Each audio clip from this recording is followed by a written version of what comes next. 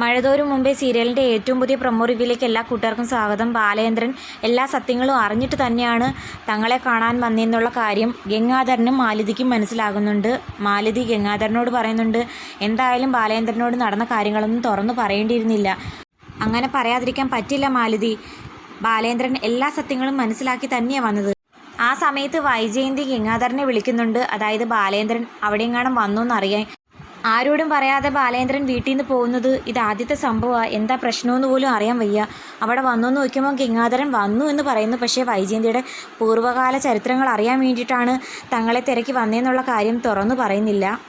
എങ്ങനെയെങ്കിലും വൈജയന്തിയുടെയും ബാലേന്ദ്രൻ്റെയും കുടുംബജീവിതം നന്നായിട്ട് കൊണ്ടുപോകാൻ വേണ്ടിയിട്ട് ഗംഗാധരനും മാലതിയും എങ്ങനെയെങ്കിലും ബാലേന്ദ്രനെ പറഞ്ഞ് കോംപ്രമൈസ് ആക്കാൻ വേണ്ടിയിട്ട് അയാളുടെ അടുത്ത് ചെല്ലുമ്പോഴത്തേക്കും ബാലേന്ദ്രൻ സമനില തെറ്റി ഓരോന്നും പറയുന്നുണ്ട്. കള്ളത്തരവും കപടതയും കൊണ്ട് മുഖംമൂടി അണിഞ്ഞ ഒരു കുടുംബമാണിത്. നിങ്ങളെല്ലാവരും കൂടി എന്നോട് കാണിച്ചത് ചെറ്റത്തരാണെന്ന് പറയുമ്പോൾ ബാലേന്ദ്രൻ മൈൻഡ് യുവർ വേർഡ്സ് എന്ന് പറഞ്ഞുകൊണ്ട് ഗംഗാധരൻ കലിയോടെ പുറത്തേക്ക് ഇറങ്ങി പോകുന്നു. അപ്പം മാലതിയാണെങ്കിൽ ബാലേന്ദ്രനോട് എങ്ങനെയെങ്കിലും സംസാരിച്ച് ഒന്ന് മയപ്പെടുത്താൻ ശ്രമിക്കുന്നുണ്ട്. നിങ്ങളുടെ ഭാര്യയായി കൂടെ ജീവിക്കുമ്പോൾ അവൾക്ക് അവളെ തന്നെ സ്നേഹിക്കാനും ബഹുമാനിക്കാനും പറ്റുന്നില്ല. അതുകൊണ്ടാണ് ഇത്തിരി വാശിയൊക്കെ കാണിക്കുന്നത്. 23 വർഷം ഒന്നിച്ച് ജീവിക്കുകയും 3 മക്കളും ഇല്ലേ, ഇനി കുടുംബം തകർക്കണോ എന്നൊക്കെ മാലതി ചോദിക്കുമ്പം പൊട്ടിത്തെറിച്ച് ബാലേന്ദ്രൻ ഓരോന്നും പറയുന്നു. ബാലേന്ദ്രൻ എന്നിട്ട് മറ്റൊരു കാര്യം ചോദിക്കുന്നുണ്ട്, വൈജയന്തി പ്രസവിച്ച ആ കുഞ്ഞിന് എന്തു പറ്റി?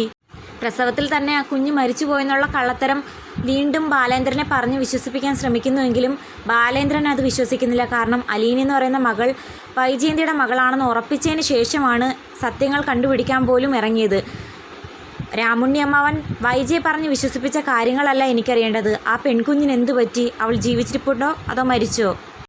അത് കേട്ടിട്ട് മാലതിക്ക് ഉത്തരമില്ലാതെ നിൽക്കുന്നുണ്ട്. എന്തായാലും ഗംഗാധരനോട് വന്ന് പറയുന്നുണ്ട്, വൈജ പറഞ്ഞിട്ടല്ല ബാലേന്ദ്രൻ സത്യങ്ങൾ അറിഞ്ഞിരിക്കുന്നത്. 23 വർഷങ്ങൾക്ക് മുമ്പുള്ള കാര്യങ്ങൾ ബാലേന്ദ്രൻ ഇതെങ്ങനെ മനസ്സിലാക്കി?